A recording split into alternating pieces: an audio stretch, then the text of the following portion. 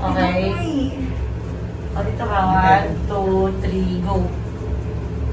Meron. Yan, nakikita ko na. Meron. Ngayon, ang daming hindi nabubuntis.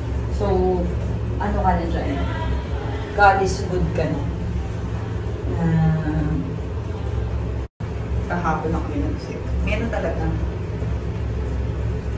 Pa-blood test ka na kung gusto mong sure ka. Tomorrow, makikita mo na yan na you're pregnant. Kontakin ko rin agad si Doctor.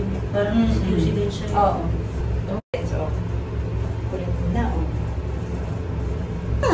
Ang layo talaga. Wala talaga yung kay Alex. Buntis siya. Are you okay? Hindi. Oo. 22 ka na naman. Hindi yan ano. Hindi pa sure, pero andun na tayo Hindi. sa mas malapit sa mas... Buntis ka, dapat na may HCG ka sa katawan. Overwhelmed. Kanina ba hindi mo nakita? O yan. Diba? Wala ako. Tsaka binigyan ka ni Lord ng family. Kapalit siguro ng mami daddy mo. Diba? Ang pinakamaganda dito, si Alex siya naging sampulan lang, hindi buntis. Kaya nga eh. Sabi ko kay Mikey, buntis. Alam ko, parang hindi mo ba siya ma-absorb. Talaga, may line talaga.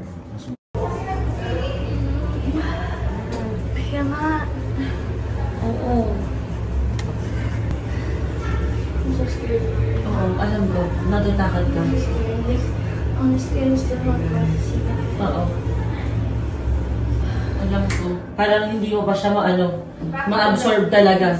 Nakita mo na yung difference? Tiga mo, ayun yung difference, so... Meron talaga, may line talaga. Mas malinaw. Siguro 2 days, 3 days pa lang. Oo, mas Pag mas lalo pa yan mag-deter. Sure, yan, dalawa na eh. Huwag mo na ibigay sa kanya ihi ko. Dalawa ka na ngayon. Congrats, baby. Congratulations! Congrats! Blessing ni Lord yan. Hindi yun basta-basta.